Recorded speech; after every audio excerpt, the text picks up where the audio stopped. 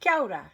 He mihi kau ana ki a koutou e noho haumaru ana ki tō koutou kāinga I tēnei wā o te whakamohua.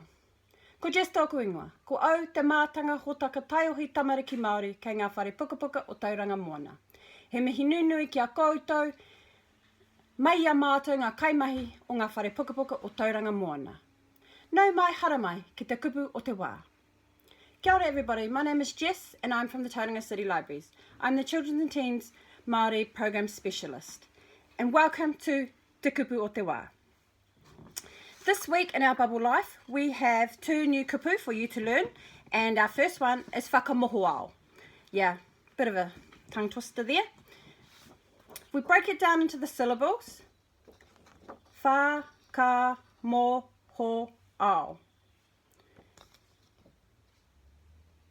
Whakamohoao. Whakamohoao. Isolation. Tō tātou kupu tuatahi mo tēnei wiki. Our first word, new word for the week. Whakamohoao. Anei tō tātou kupu tuatrua mo tēnei wiki. Huaketo corona. Huaketo corona. Breaking it down into the syllables. Huaketo corona.